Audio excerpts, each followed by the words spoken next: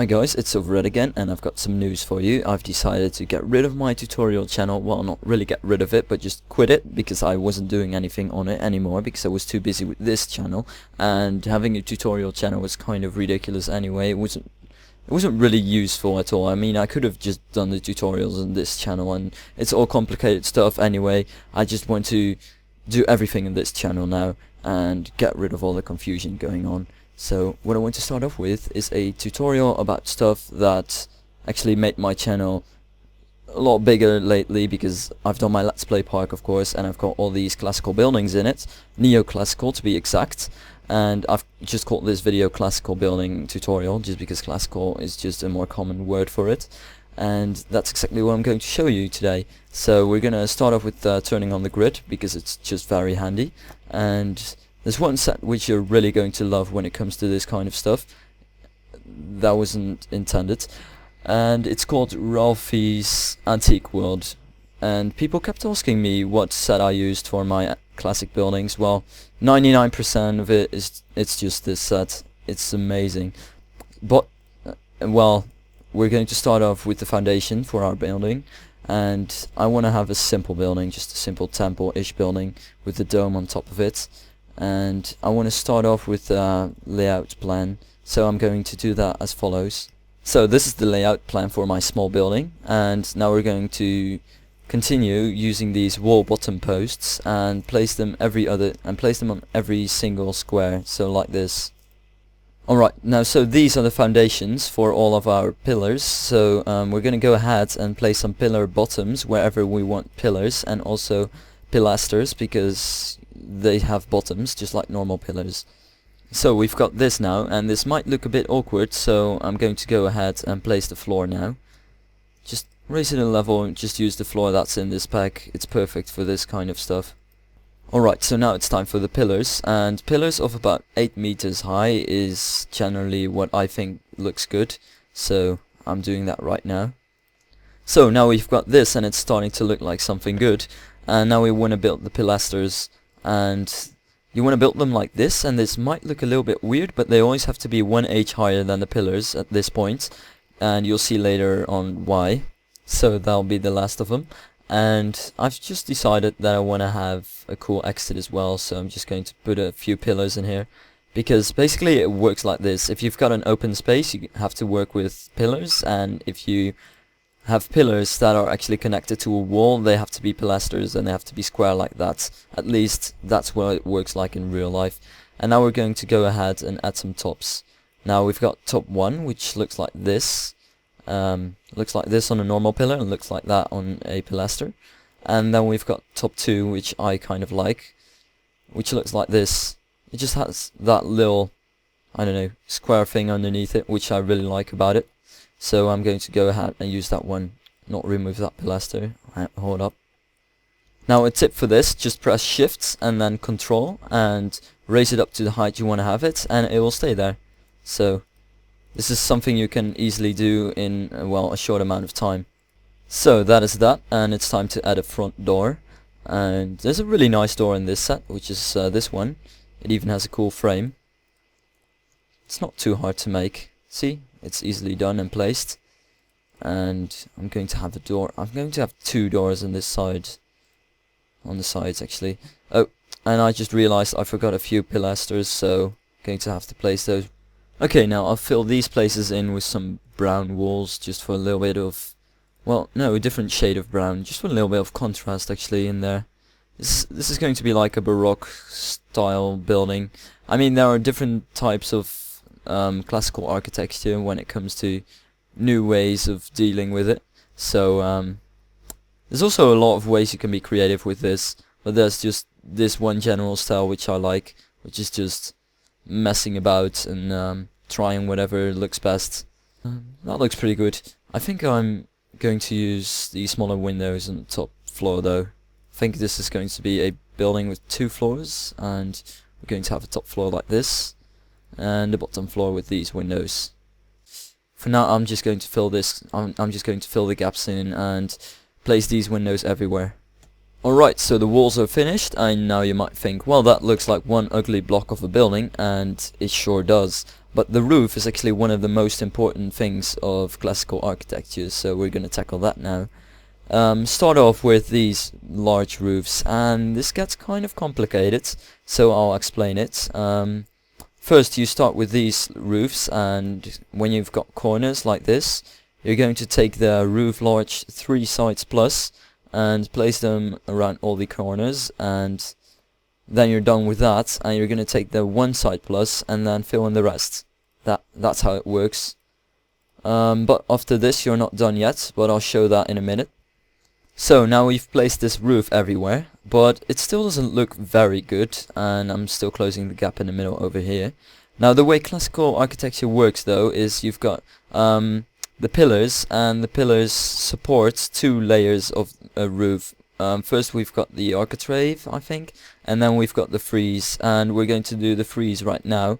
And it works exactly in the same way as the first layer does, and you just put it on top of it. And same process again, so I'm going to save you that time and just skip towards the end.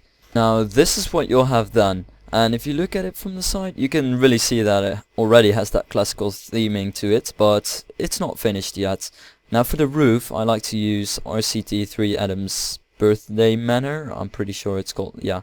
And basically I like to use it because it has this really cool roof, which is over here. Let's go with a red roof. I always like to have a roof with a very different color than the rest of the building. And we're just going to place this roof all over the sides. And when it comes to this roof and corners, you just use these corners for the corners. Alright, so the roof is finished, but what I'm doing now is placing roof trims on top of the roof, because I really like these trims. They're included in the RCT3 Adam's birthday Manor sets. And they're just a little detail to place on top of the roof, and they just make it look a little bit better. And it's just a little bit of eye candy. And eye candy, when it comes to classical architecture, is always good, because it's all about the eye candy. And one more tip, when it comes to roofs, always just add some dormers. Even if it might look awkward, dormers are always a nice detail to add to roofs if you've got nothing else to add. So now we're almost finished with the building itself. All we still need to do is place down the roof on top of the building, and then the only thing that's really left to do is the dome. So I'm going to do this real quick, and then do the dome. Alright, so here comes the tricky part. We're going to start off with Shy Guys Planters 1, which is actually a path cover set. Well, not really a path cover set. It's a set meant for fences, for paths, and it even has flowers in it and all that kind of stuff. But I really like the texture of it, and it has curves, and curves is just what we need for the dome. So just make sure to have a 3H little round thing on the roof. I don't even know what to call this, because this is the starting point for the rest of the dome. Now we're going to open StationJim's church things. I don't even know the name of the set. StationJim's chapel building 2, because it has really cool windows in it. Here, these ones, and also plenty of other stuff that we're going to use later on. But first we need some windows in here. So just place windows all around, and that won't be it, however, because we need to place some pillars in here. Now luckily this set also has these pillars in there. So take these pillars, the 1 concrete posts A, and just place them around these. I think, yeah, you can place them at about 4H, even if the walls itself are just 3H, because we're going to add something on top of this, but you'll see later on what it is.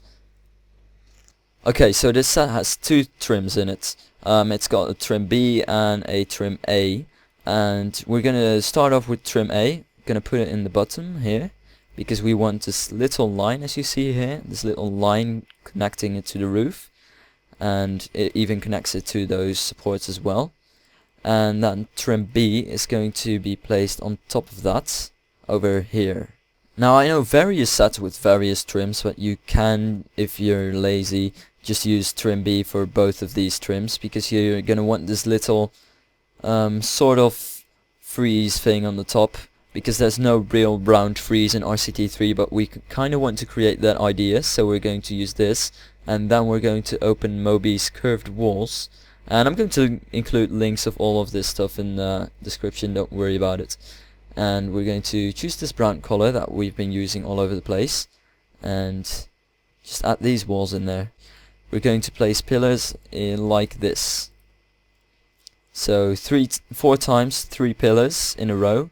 Yeah, that's easily done. And then we're just going to add another top. When it comes to tops of pillars, I always like to use the same top all over the place in one building. Don't use different tops or different bottoms or different kinds of pillars in one building, because one building tends to follow one type of style.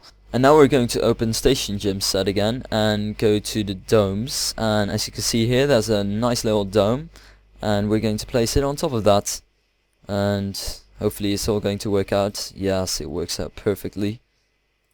And now the dome is almost finished. I always like to add one little extra thing, which is sometimes they have a cross on top of it, sometimes it's just something else. I like to use this. We're going to start out with a wall bottom post. It takes a bit of trial and error to get it in right in there. That one kind of quick. And then we're going to take a post, and then we're going to take a balustrade post, and that will give you this. So I think that looks pretty cool.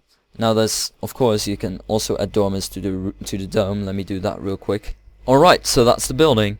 Now it's pretty much finished, but you can of course add a few finishing touches that I really like to add.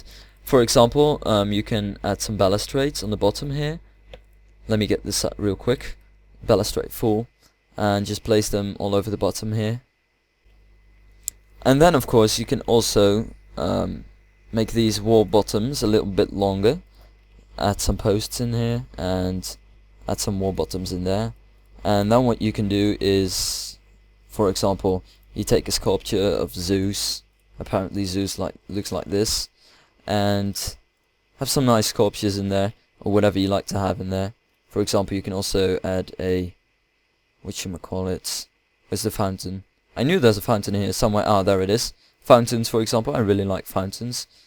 And other stuff. Now there's one little thing that I almost forgot about, and that's a pediment. A lot of classic buildings have a pediment, and I didn't add one yet because I think this building looks really good without one. But if you like it, you can add one.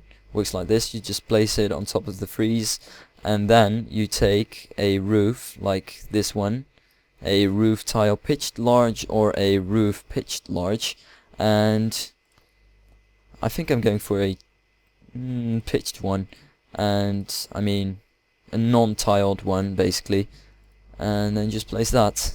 I think, not sure if this looks too good. Looks decent though. I guess you could also just add nothing in here. That looks okay, though I don't like the view from the side.